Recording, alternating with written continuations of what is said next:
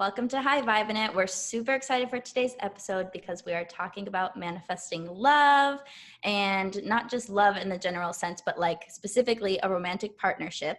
So if you are someone who's been calling in love, wanting to manifest your soulmate, you're feeling like you're ready to like dive into this world of fulfilling relationships where you actually get your needs met and you can be happy and have a really meaningful experience, then this is the episode for you. So my name is Kelsey Aida. I'm an inspirational blogger and author, and my co-host is Lindsay Robinson. She's a hypnotherapist / success mindset coach. And today our very special guest, Crystal, is a women's relationship coach, and she is also basically a manifestation expert when it comes to relationships. And she's going to tell us about her success story, how she manifested the love of her life, everything that went into that, and how she helps people. And we're going to help you guys today through her as the channel. So welcome. Thank you. I'm super excited. Thank you so much for having me. Yeah, so sorry I don't have your bio like right here, but can you explain to people a little bit more about what you do? Sure. I work with single women who are ready to call in the love of their life and create happy, healthy, loving relationships. And so, yes, I do a lot of work around manifesting that love, but I also give practical advice on dating. We're dating here in the real world with human men, so we want to learn how to interact with them, here on earth also. Yeah, the physical and the metaphysical. I love it. Yeah. That's great. Now, I know that, hi guys, it's Lindsay here. I know that we were talking for a little bit before the call, which we always do with our guests. Me and Kelsey do too, but I want everyone to know, in case somebody's new to your work, how you kind of got into it and what made you feel called to do this kind of work. Absolutely. So, it's a little bit of a long story. My background is actually in law. I was a lawyer by education, by training. And that was not my calling. It was sort of like what I was doing. It's what, made sense with the path that I was on. But I really felt called to help people in like a closer way. And I was really drawn towards coaching. I really felt held back for a while. And then I was just like, you know what? I'm just going to go for it. Like maybe it's something I'll do on the side.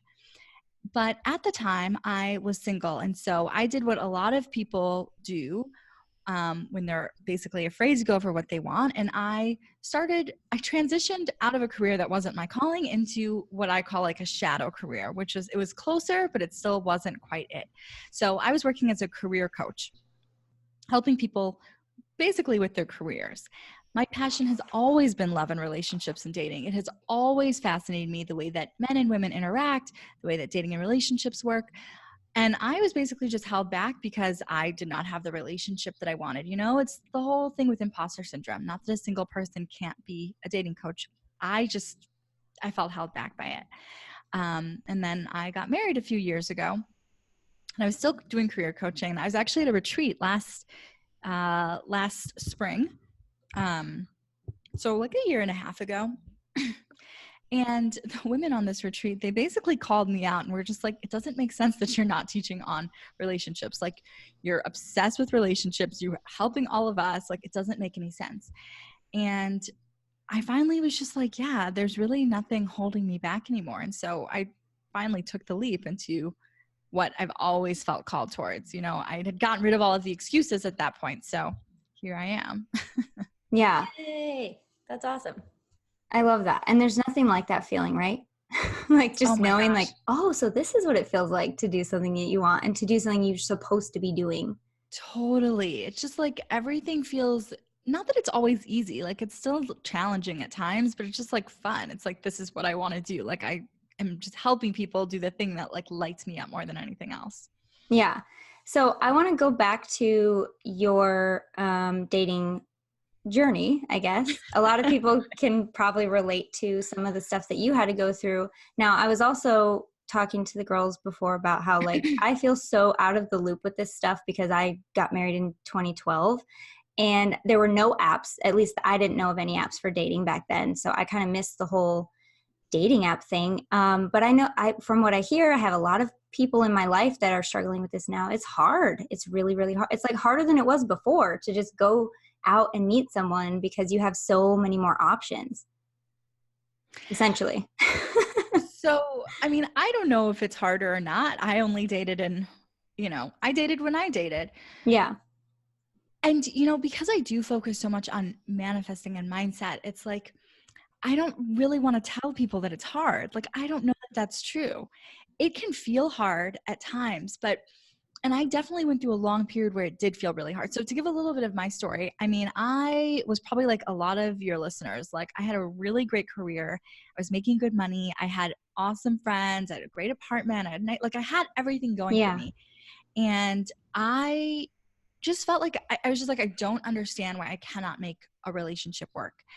And I mean, I dated a lot. Like, I felt like I dated a lot. It wasn't that I never met people. Like, I felt like I could meet people all the time, but I was having a hard time finding someone who I really liked, who liked me the same. It was like, I liked him more and he wasn't that interested, or the other way around. And I mean, it's hard to even know where to start with this, because I went through so many heartbreaks. Like, from the time that I was 19, I had my first like devastating heartbreak, and I was so heartbroken. It was really sad, because I called my mom, and I was crying so hard, and I just never experienced so much pain in my life. And I was not being melodramatic when I was just like, Mom, I love you, but I am dying.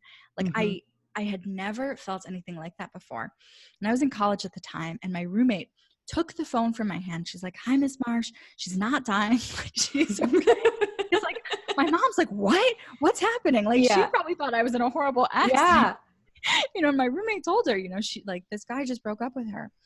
So it's like, from 19, like on, I just felt like it was almost a string of heartbreaks. And, it sort of reached a point, I mean, because this went on for years throughout my 20s. And when I looked at it, it was just like, oh my gosh, it's like the same thing keeps happening over and over again. And I'm just like, I don't understand. Like, there's so many different guys. How does each situation end up being like exactly the same? And some of the heartbreaks were worse than others, and some were, 2-week relationships, and some of them were much longer. But I finally reached the point where it's just like, I am the common denominator in all of this. Like, it's me. Like, I am the only thing, like, I am the thing that's really the most consistent here.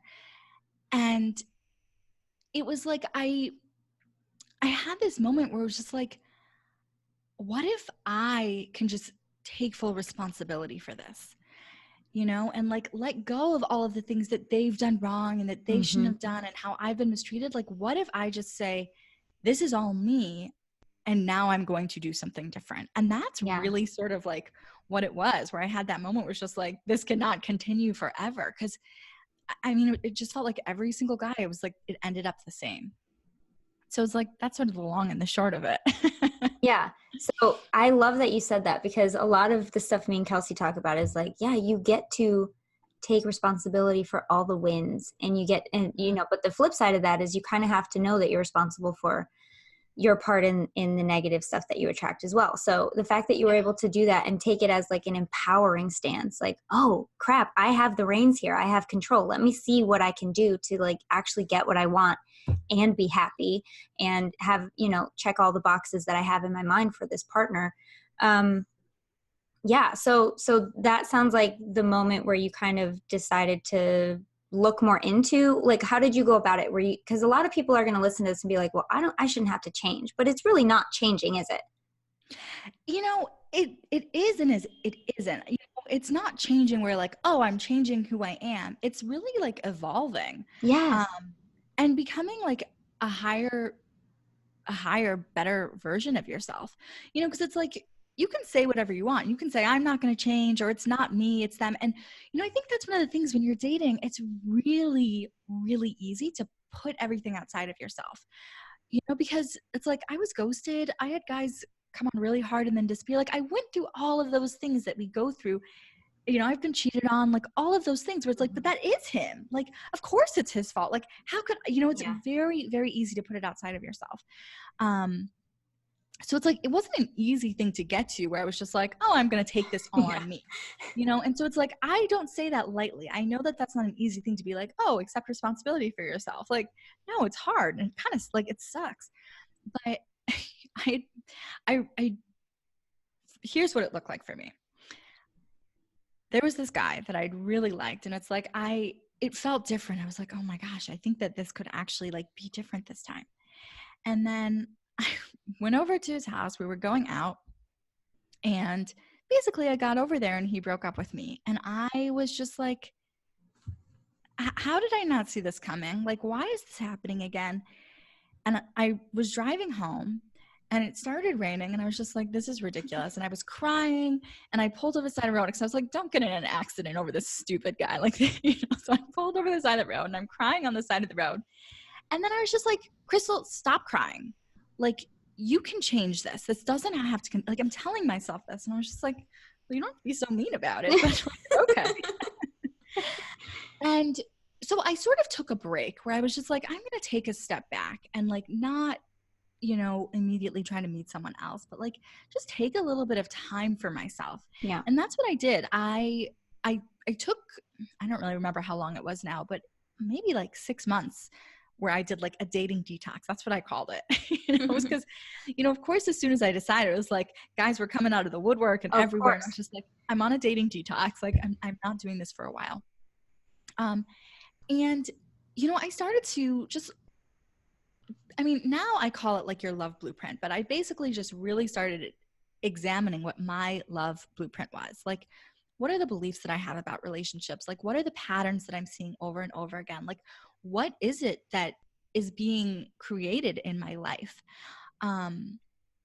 Because it's like the things weren't outlandish. Like, my patterns were really, really consistent. And you know, without going like too deep into it, it was like I was really attracted to men that were unavailable to me. Mm-hmm. And I always like to make the distinction of like they were unavailable to me because plenty of the guys that I've dated are married and I hope happily, and I hope that they're wonderful husbands or boyfriends or whatever it is to their current partners. They were unavailable to me. Within the dynamic that we had, they were not going to be that person for me. And it was not that I couldn't attract good, solid guys that wanted to show up for me. I had many times, and every time I did not want them back. You know, so it's like, what in me is making it so that the only guys that are exciting to me are the ones that don't want me? Mm-hmm. You know, that is what a lot of women want and are drawn to. And it's like, oh, nice guys are boring. And it's like, no, that's not on them. That's on you. You want this dysfunctional pattern. You're drawn to someone who doesn't treat you well. And like, that's not healthy. Like, what's actually going on there? Like, why are you creating these situations where you are destined to be hurt? And I found that when I stopped labeling them as just like, oh, they're emotionally unavailable, and started looking as like, no, they're unavailable to me. And that's part of why I wanted them. It made it, like it was painful, but it also made it a little bit easier to detach because it was like, I need to start looking for people who want to be available for me and making that like a top criteria.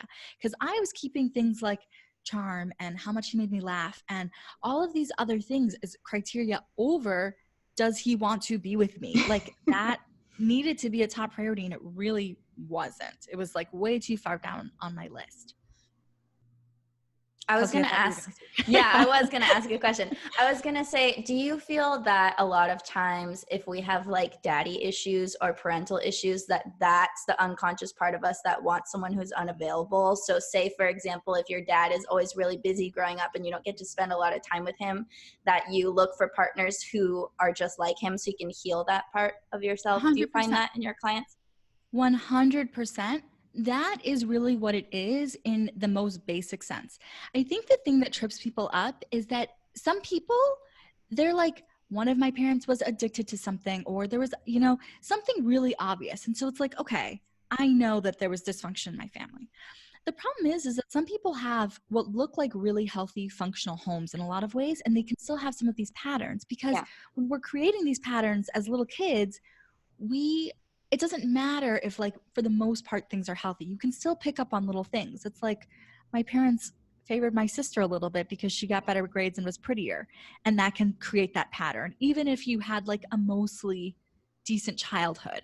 So it's like, I think sometimes people overlook that. It's like, no, you didn't have to have something that was horrible. You didn't have to have a really horrible upbringing to create some of these patterns. Well, I'm just going to let everybody off the hook right now, because you definitely shouldn't take these things as like being your fault or like something you could have done, because look, the subconscious only knows what it knows. And if it was taught at a young age that this was normal to have somebody unavailable to you, or that this was normal to have somebody who was, like you said, addicted to whatever, these patterns are created because they're what's perceived as safe to a child. Whether or not it's on the surface logically dangerous doesn't matter, because to the subconscious, it's what you're used to and it's what you know, and it's going to, your wonderful, beautifully, perfectly working subconscious is going to keep giving you those things that allowed you to survive as a kid, whether or not it's healthy, whether or not it's, you know, stable or functioning. That's just the way it is. So this isn't something that, you know, you should have known better, you know what I'm saying? But now that people are listening and do know, this is why you're here, you know, to help them go from here. Exactly. You couldn't have known better. The thing that I tell my clients and students is that if the people that you've had chemistry with, or if you've had like a challenging upbringing, you know, if the people you have chemistry with haven't treated you well, then you have to recognize that chemistry is not a good indicator for you that someone's a good match. Like, take a lot of chemistry as like a red flag rather than like a go sign. Because for a lot of people, chemistry is not, it's not a good indicator that this is going to be a good partner. Definitely not in the long run. Yeah, absolutely. Right. Yeah, if you're having a fling, then definitely go with the guy that you have great chemistry with. Otherwise, what's the point? But for a husband, that's often not going to be that person that you have that wild chemistry with. Yeah, it completely makes sense. That's really cool. So we definitely are just getting started. We have a ton more to talk about with Crystal here. We do have to take a break, but when we come back, we're going to talk more about, I guess, your transition to knowing what to look for in a partner, and then we'll kind of move into how you help your clients do the exact same thing and what that looks like. So we are going to take a quick break and we will be right back. Hello. We are back with Miss Crystal, and we were just talking about before the break kind of her story and some of the shifts that she made. And we were talking about the dynamics of when you're growing up, we learn certain patterns and then we try to recreate them in adulthood in order to either heal the pattern. That's what I believe that the universe brings in these turbulent relationships for, or it's just to bring it to your awareness. So then you can start coming from a different place and approaching love from a different angle. So Crystal, what were some of the mindset shifts that you made during this 6-month phase when you were like, I'm really going to focus on me. I'm taking a break. I'm taking a cleanse from dating, as you called it, which I thought was super cute. What were some of your biggest approach shifts that really made the difference for you, like vibrationally and energetically? So the biggest thing probably that I did was I got really clear on the way that I would want my ideal relationship to feel. Because, you know, I think what I had been doing a lot of the time is like, I'd meet someone, I would feel very excited, I would really like them, but I wasn't thinking about like what I actually wanted. I was just sort of going off like the emotional high.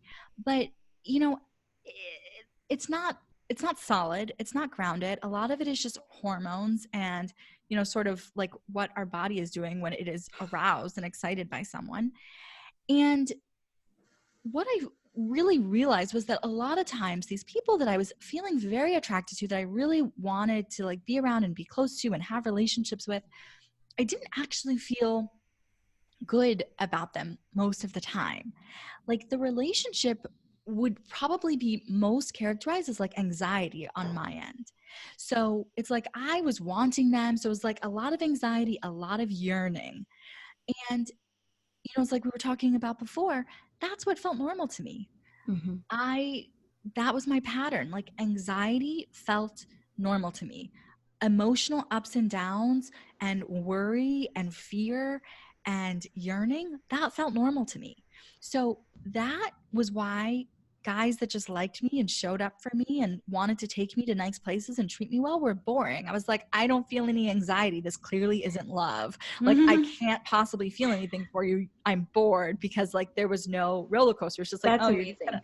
yeah, right. And it's just like, oh, you're gonna call when you say you call? Like, rude. Like, why are you doing this?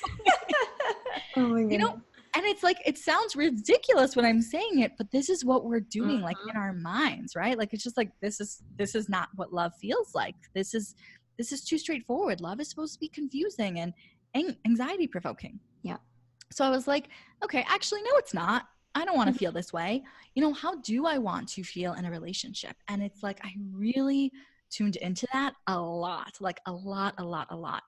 And I started to get more comfortable with like the sensation of just like calm and warmth and stability and like love. Like, I started generating those feelings within myself on my own outside of a relationship.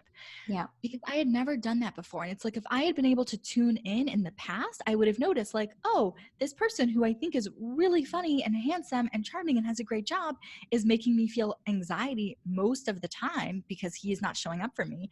And this guy who has all these other great qualities who is feeling boring. I would have recognized that like, no, I was just feeling calm. Like, there was just no emotional highs. And so I just got really used to that sensation where it's just like calm and like warm. So sorry to interrupt you, but I have a thought about this. So would you say that your two main focuses basically became self-love and soothing your nervous system? That's so interesting. I would have never put it in those terms, but fully. I think that really sums it up very well. Yeah, that sums it up really well. Well, that's just from my perspective, because I've been teaching self-love for a while now, and I have a whole course, and I'm ready to like remarket it as like, this is how you manifest your soulmate. You got to become your soulmate. Right? And like, everyone's like doing all the things outside of them and trying to get these people and do the dating correct. And like, oh, I don't want to mess up. Like, it's not about messing up. It's about you, your energy. When you can give yourself what you need, you attract other people who also want to show up for you in that way. Would you agree? 100%. So I love that you said that. And I really think that's very true. And, you know, it's funny because like sometimes my, I would say more my students than my clients. I think people who work with me at like a coaching level, they sort of get it. But I think my students are sometimes surprised because they're just like, oh, I just didn't realize that like they're surprised because it's like, they're like, oh, I feel so much more confident. I don't feel so much anxiety. And like my relationships with my family and my friends are different. Like some of these other shifts happen before they get the guy. And then it's like, oh, now all of a sudden I'm meeting all these amazing guys. And it really does come down to like that self-love and that self-worth and like not looking outside of yourself. Because I think that's what a lot of people are doing when they're dating, especially if they're dating from like a frantic or anxious place. They're thinking, when I have this person, I will feel better. I will feel love. I will feel support and calm. And it's like, no, you have to start feeling that yourself. Like it's very challenging to create a healthy relationship when you're looking for someone else to make you feel okay. I mean, really, it's impossible to create a healthy relationship when you're like, I need this person to be okay. And for a lot of women, when they're dating, that anxiety is that sense that like, oh, I found one. I found a good one. I better hold on to him. This could be my last chance. I'm not going to be okay if he gets away. And then he's like, dude, this is our second date. Like, I can't be your source. And they're like, but I didn't say that to him. And it's like, no, of course you didn't say that to him. You're not totally off your rocker. But, you know, men are like, all of us, we're energetic beings, right? Like, we can feel the vibe. Like, you can feel when someone starts grasping, starts trying to hold on to you and keep you and like catch you. And it's intense. And it's like, women are very sensitive to it, right? Like, when you meet a guy and you can tell that he's just looking at you like a piece of meat and you're just like, gross, you're so creeping me out, because you know what he wants from you. And it feels very invasive and aggressive and almost like an attack. Right? And it's like, you can feel it from across a room. Yeah, it's like a psychic attack. Like, you can sense it for sure. Oh, I'm like my skin is crawling thinking about it because it's horrible. But women do the same thing with men. And it's like, just because you're thinking of like, oh, our wedding, like it's the same vibe that they get, you know? It's like, this woman is trying to get something from me. Like, men do not want to feel that you're trying to get something from them. Just like we don't want to feel that someone's just trying to get something from us. That's Word. I don't so remember what the question was, but yeah. I just love I the don't way you remember either. explain things. Like you can definitely tell that you're well practiced in explaining these seemingly complex ideas and new concepts to people in a very easy way that they can kind of get it, you know. And it's so it's so true that you have to find that kind of stuff within yourself, or at least even if you can't get on board and love yourself right away and be your own soulmate, the first step you can do is just stop trying to rope someone else to do it for you. And that is no coincidence that when you stopped and you took your dating detox, people were coming, like you said, they were coming out of the woodwork because you just stopped looking for it. And that's such a huge cliche, is like, well, when you stop looking for your soulmate, you'll find them. But people that are in that mindset are like, well, crap, how am I supposed to stop looking for him if that's the only thing that I want right now? So I have two thoughts about this. Yeah. So one is what I was saying about, like, you know, developing yourself and doing this healing. And so, yeah, you really do have to stop looking for it in someone else. But I'll also say, because sometimes people take this to an extreme and they think, well, I guess I'm just going to have to be healing forever because I'm not perfect enough. And it's like, no, you do not have to be perfect. I have had immense healing through my relationship with my husband. Yes. So it's not that you have to reach this level of perfection. It's that you need to be on the path where you're going to be an energetic match for someone who you're going to be able to create a healthy dynamic with. Mm-hmm. So that's the one point. And then the other thing I wanted to say was, because this idea about, like, you have to stop looking, because that drove me nuts. Yep. I could not stop looking. And when I met my husband, I was definitely looking. I was ready for him. So that's another thing, because I know that's really frustrating. Mm-hmm. And the truth of the matter is not that you can't be looking. You don't have to then say, oh, I'm not looking, and like pretend to cover your eyes. Like, no, it's fine if you know that you want to meet your person. The idea is detaching from the neediness of it. Yeah. And, you know, the way that this would come up for me is that, like, if I would think about, oh, I might not be with him, you know, for another year, I'd be like, like, I should just give up then. I might as well just give up. You know, and it was like this really heavy sort of victim blaming energy at the thought that, like, he wouldn't be here when I wanted him.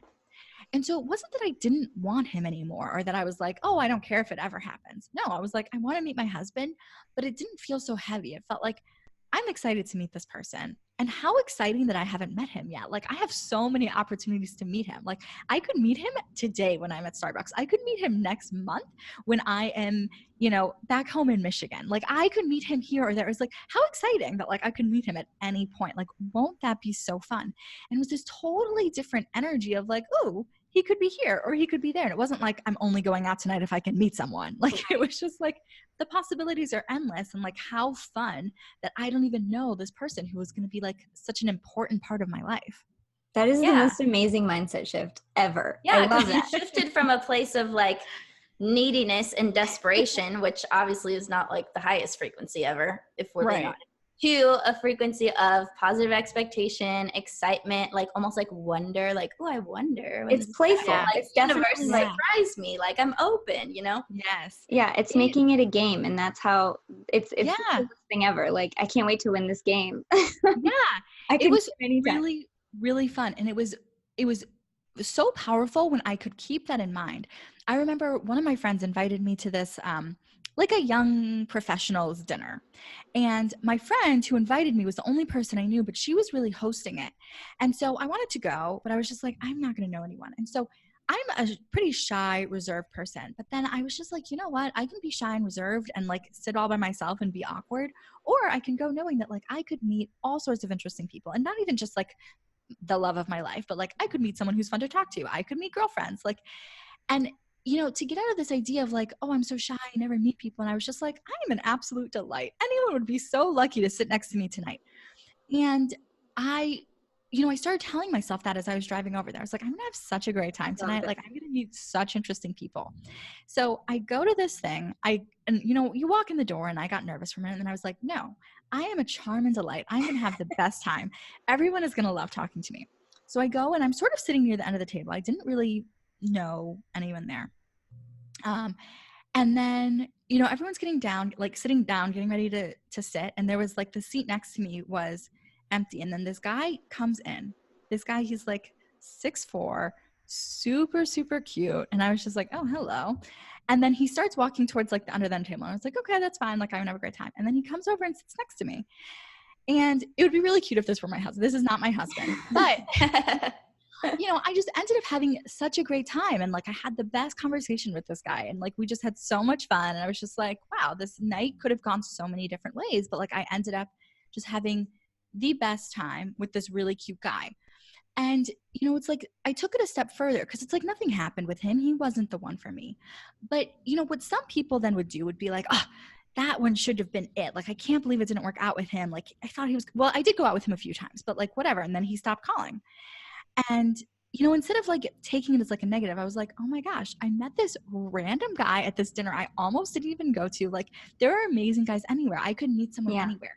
And like not letting any individual thing that didn't go my way deter me. Yeah. I started interpreting everything as like, oh, my person is here. Like, he's getting closer, instead of why wasn't it him? It was just like, oh, like now I have this other thing that I can add to my list of things that I want or that I don't want. And that was another really powerful thing, because it used to feel for me like I could get in a good place and I'd get really excited, and then I'd have like a setback, and then it was like, oh, I give up. I'm back at square one. And so when it stopped being like I'm going backwards, it was like I felt like it started, like the energy started moving faster, if that makes sense, because everything was like evidence. I interpreted everything as evidence. If I got ghosted, oh, that must not have been my person. He's still out there. Or if someone, you know, I decided I didn't like, it's like, I didn't want to go out with him anymore, but like he was so polite to like everyone we were around. Like, I love that he's just like a sweet, kind person. Like, I'm adding that to the things that I want. Or, you know, it's really cute that he did this thing, or this guy thought of like a really sweet date and like listened to what I said. And I took everything as like a sign that my person was getting closer, instead of like, why wasn't this one it? Yeah. I love that so much. So we're putting like, the bar is like to the ceiling for whoever you did marry. So let's talk about him for a second, and let's just fluff his feathers a little bit. So how did you actually find him? How did he come into your life? Oh my God, I'm going to cry. Oh, I only met him briefly. Please do. I love it. He's lovely. He's the best. He's such an amazing man. So, I mean, I really manifested him. I was really, really clear on what I wanted. And I had a list a mile long. Yeah. But also not, because I didn't go into the specifics of like, he needs to look this way, or he needs to have this kind of job. It was like, this is how I want to feel with this person. And so I actually met him on a dating app.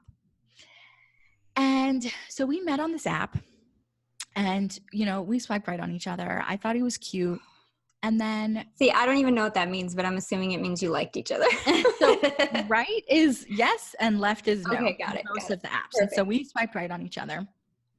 And, you know, I never initiated the conversations. He initiated a conversation with me, and like, he really just sort of was like checking my boxes. I'm very much one where it's like, I want to meet someone in person, because I don't want to spend a week like chatting, because if the energy isn't right, the energy's not right. And like, no amount of phone time is going to change that. So he like pretty quickly asked, like, we had a little conversation, and then he was like, let me have your number, and like, let's set up a time to meet. And I was like, yes, I like this. He's like moving things forward. But I'll also mention that I very strongly believe in like actually dating. Some people call it rotational dating, or, you know, having a funnel, but it's really just dating. So I was dating a bunch of other guys. So it wasn't like, oh, I think that he's my husband. It was just like, he's cute. And so we were chatting, and as we're chatting, I realized that he does not actually live near me. And I was just like, oh, we had like set plans to have drinks. And, you know, when I realized that he didn't live near me, I was just like, oh, maybe he's just like looking to hook up. So I was like, I'm not trying to do that. So I was just like, I'm not getting drinks with you at like 9:00. But I do have like an early morning meeting. So if you'd like to meet me for breakfast at 8 a.m., we can do that. And I was not testing him, but I was sort of like, take me up or don't. Like, I didn't really care. I was very like detached about it, because I was just like, I know I'm going to have my person. And he was just like, yeah, okay, cool. We'll meet for breakfast. And so we met for breakfast. And I really feel like the universe did me a big favor and like not making me feel like he was the one from the beginning, because I was so fully myself. Like, I was just, not that I didn't care. I was attracted to him, but like I just felt like I was fully myself. So we had breakfast, and then he was like, "Do you want to do something else?" And I was like, "Sure." Like what? So we went and had brunch. We like walked up the block and went someplace else and had brunch. And then we had like mimosas. Then we had some drinks, like became a whole afternoon thing. So then it's like 3 p.m. and I was drunk. And I was like, I need to go home, take a nap. And so I went home and took a nap. And then he called me a few hours later and was like, do you want to go out for dinner? And so we met up for dinner. And then like I saw him a few more times. And sort of was like, the rest was history, sort of like that's how we met. And it wasn't like I felt like he was the one. I was dating other people, but we definitely like we had a good time together, and he was definitely like checking off my boxes, Mm-hmm. Yeah, that is so. When did you guys actually get married? Hello. 2017. 2 years ago. June of 2017.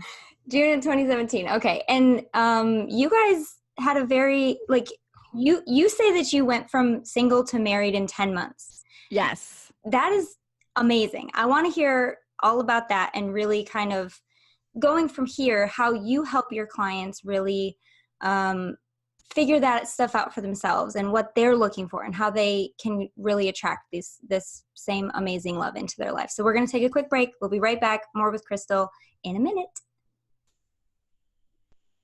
All right, you're clear. See, and that's what I want to talk to you about. Thank you. Because you mentioned how it was like you were yourself.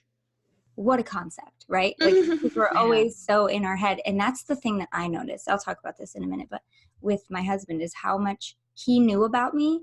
And it dawned on me one day that like none of my other boyfriends knew that I was into the subconscious or hypnosis or spiritual stuff. Like, oh my, are you kidding totally. me? Like you have to be with that person that not only is easy for you to be yourself, but that really complements who you are as a person. Because I know people that are together and they love each other, but they bring out the worst in each other. And they're not together anymore, the people I'm thinking of, but they just bring out the worst in each other. So it's like you have somebody, but that's only half of it. You have to make sure that they're the right one, Totally. Yeah. So I love that.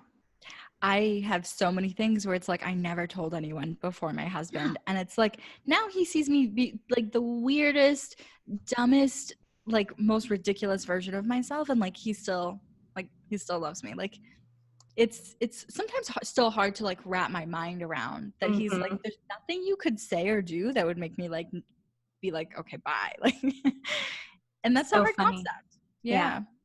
Yeah, that is so cool. Well, he sounds like a peach. He sounds amazing. Happy. He's really a solid man. Solid dude. Very grateful. Yeah. And he does all your technical stuff, so. All right, we're coming back. You are listening to Hi Vibin It with Kelsey, Aida, and Lindsay Robinson. Check into the show today by calling into the program at 1-866-472-5795. That's 1-866-472-5795. Or send an email to hi.vibin.it.show@gmail.com. Now, back to the show. Hello, welcome back. Lindsay here, and we were just talking with Crystal Irom. She is a women's love and relationship coach, and we were just before we went to break talking to her about how she found her person, who I like to refer to as her lobster. If any of Friends fans out there, that's like my favorite way to say that. But 10 months. Tell us about how that kind of evolved, because you went from kind of the dating arena minefield, some people might call it, to happily married to the love of your life. I want to hear about it. So we met in August. I was dating quite a few other people. And then we spent a good amount of time together when we first met, but then I didn't see him again until October, because he didn't live where I lived. So, and I think that this is very common with men, is that often they have a strong feeling if someone could potentially be their person. And he didn't say this, but he flew me to see him because he really wanted to see me. And I was sort of just like ready to like leave it. I was dating other people and I had a great time with him, but I was really just taking all of the experiences that I was having as like, this is a great experience. This is just me like meeting people and having fun. I don't know how it's going to work out with my person. But yeah, he got me to come visit him. And then after that, it was like, we spent like 6 days together. We just got really close. And so then that was in October. And so then we were just dating exclusively. And then we got engaged in January. And, you know, it's like, it sounds really fast. And, you know, and depending on the relationship, it is really fast. But, you know, my thing was that I knew very much what I wanted. And I was never opposed to the idea of a quick courtship. I was like, I want to get married. I am looking for the person that I can marry. And so, you know, in my mind, it was always like, if there are no red flags, then the relationship can just unfold. And that's what it felt like. Like, to people outside, it's possible that it seemed like a whirlwind. To me and to him, it did not seem like a whirlwind. Like, it wasn't that I was like so gaga, like head over heels about him from the first moment that I met him. It was like, I met this person, I felt really connected to him, and we just got to know each other. And the more that I learned about him, the more I was just like, this really feels right. This feels really good. This feels really calm. This feels really stable. This feels like something that could really, you know, move into like a life, like a real commitment, like a lifelong partnership.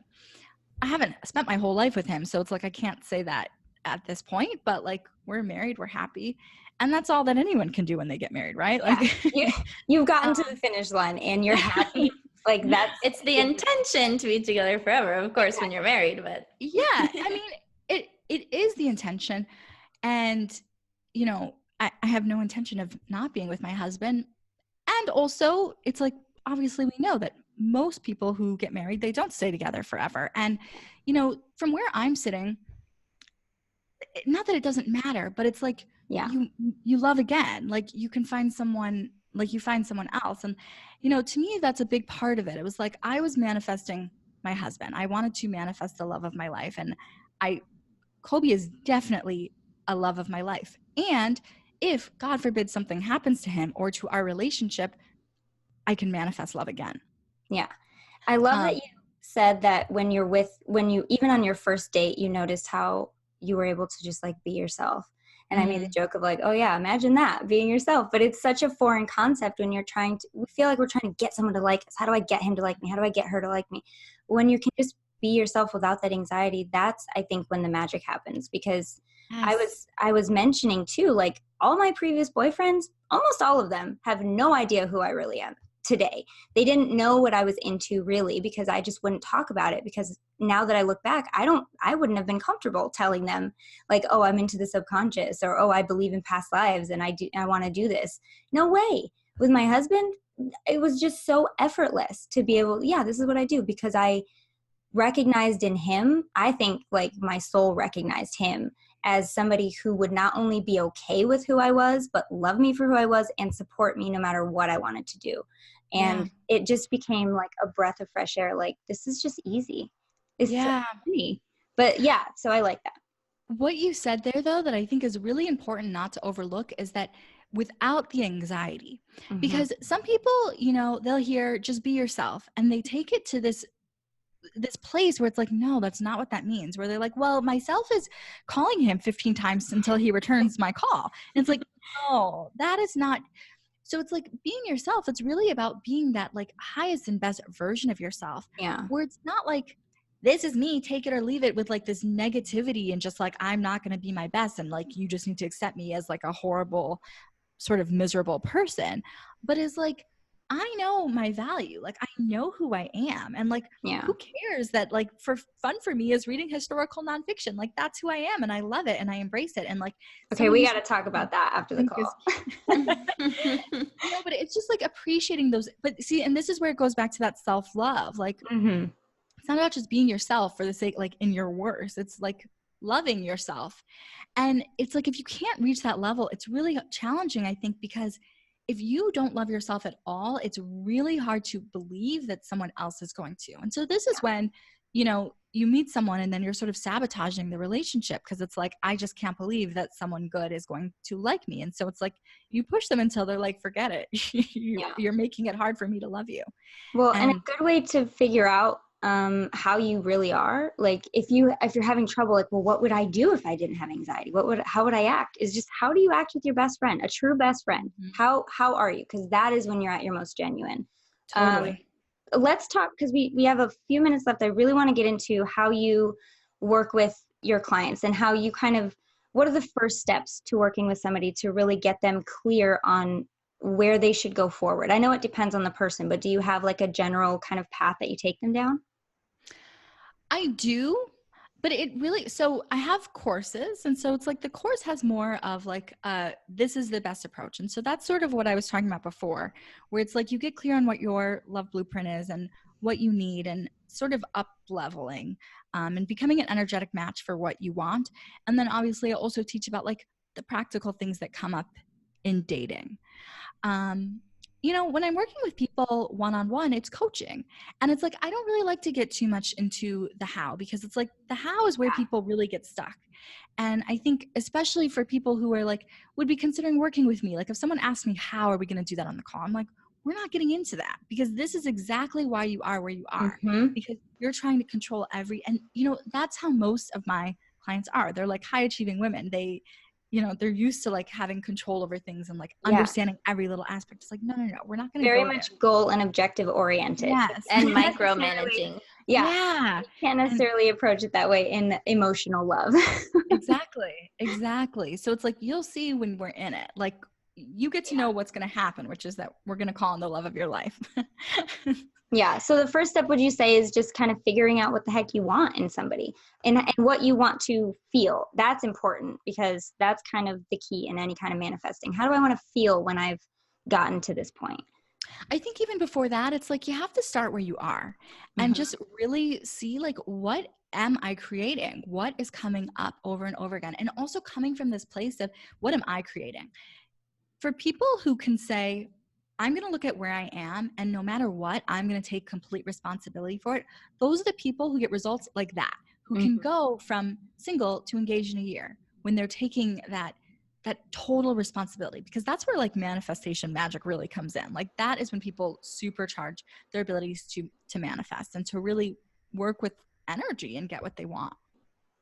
Okay, cool. Yeah. So all of that together, figuring out what you want and really starting where you are, kind of taking responsibility for what's going on, and just kind of cracking the door open to the possibility that even though you're taking the responsibility for what's already occurred, there's so much more out there that you can kind of take the reins of and decide if it's worth it. I love what you said about like, if he ghosted me, oh, that's not my person. Easy decision, right? Or if he just stopped calling me, not my person. Easy decision. So, and playing with it in a way of like, if I'm going to go out one day, I could meet that person there. And how exciting would that be? And I might not recognize it, because you didn't recognize it right away. And knowing that that's a possibility, I might not recognize it right away, but I'm going to be open, and ready and accepting of it if it does come into my life. It's really about letting go of the like stranglehold that you have on it, right?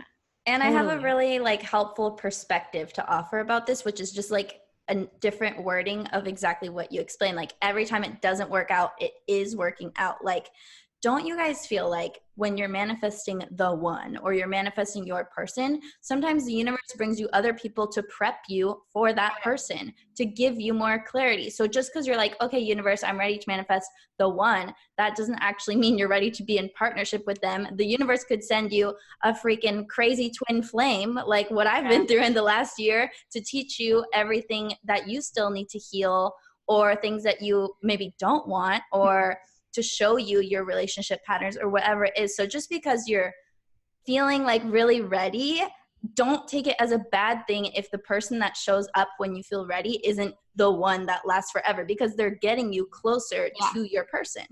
And I just want to give a shout out to all of the people that came before Kobe, because they helped you in They prepped you. They helped you create the list of what you actually want. And every single relationship, every person that comes into your life has a value for you, has a value for steering you in a different direction or the right direction, or, you know, at the very least, showing you what you won't tolerate and what you don't deserve and what you don't want.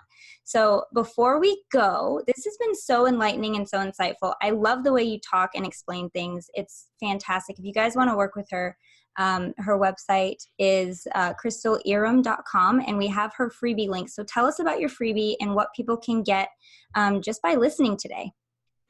So I have a quiz. It will help you discover what your love type is. And so there are 4 main types, and this will really help you see where some of your biggest blocks are. I don't usually use the word blocks, but some of the biggest things that you're going to want to sort of move through that are kind of holding you back.